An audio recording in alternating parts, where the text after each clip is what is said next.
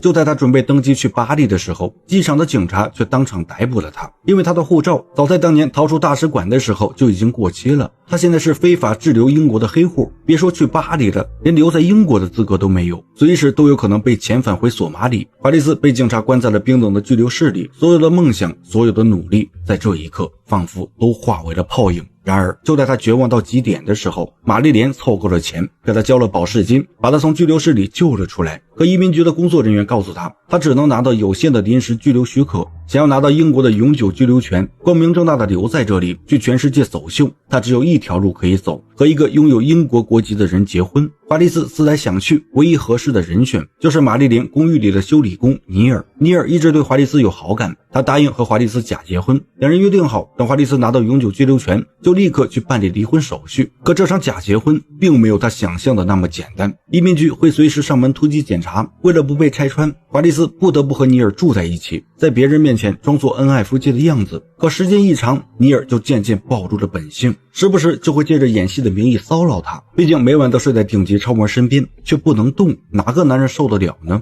而华丽丝只能一次次的拒绝，每天都活在煎熬里。直到半年之后，他终于收到了移民局寄来的信件，他的永久居留申请通过了，于是第一时间摘下手上的婚戒，和尼尔正式办理了离婚手续，然后立刻订了飞往巴黎的机票。从索马里的沙漠到伦敦的街头，再到巴黎的时装周，他走了整整10几年，这条路他走得满脚是血，可他终于走到了自己想要的地方。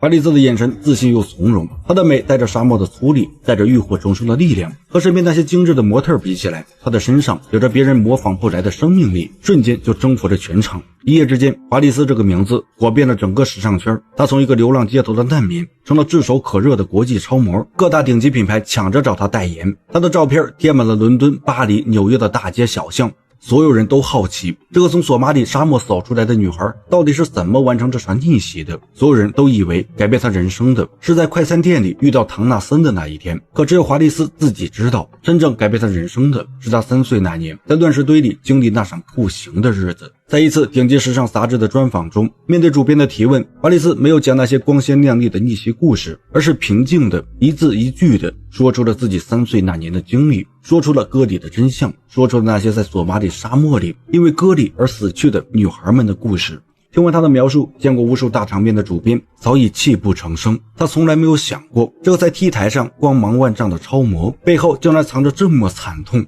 这么绝望的过往。这篇专访发布之后，瞬间在全世界引起了轩然大波，无数人第一次知道，在这个世界上还有割礼这种惨无人道的陋习，还有无数和华丽丝一样的女孩正在承受着这种非人的折磨。联合国也注意到了这个勇敢的女人，向她发出了正式的邀请，希望她能站在联合国的演讲台上，向全世界讲述割礼的真相，为那些被残害的女性发声。而在登台之前，华丽丝坐在房间里犹豫了很久，但最终还是鼓起勇气站在了联合国的演讲台上，并且面对来自全世界各国的代表，面对无数的镜头，华丽丝没有丝毫的胆怯。 I love my mother,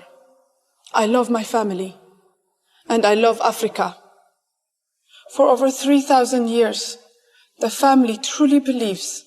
that a daughter who is not circumcised is not clean, because what exists between our legs is unclean. So it must be removed and sealed up as proof of virginity and virtue. And in the wedding night, the husband takes a blade or a knife and cuts it open before he forces himself into his bride.An uncircumcised girl cannot marry. Consequently, she's expelled from her village and put on the same level as a whore. This practice continues even though it is not written in the Quran. It is accepted that as a result of this mutilation, women are sick mentally and physically for the rest of their lives. The same women who are the backbone of Africa. I survived, but my 2 sisters didn't. Sophia bled to death after being mutilated, and Amina died in childbirth with the baby in her belly. How much stronger would our continent be if this senseless ritual were abolished? There is a proverb in my country: the last camel in line walks as quickly as the first. Whatever happens to the least of us has an effect on all of us. When I was a child, I said, I do not want to be a woman. Why, when it is so painful and so unhappy? But now that I am grown, I am proud to be who I am. But for the sake of all of us, let us try and change what that means to be a woman.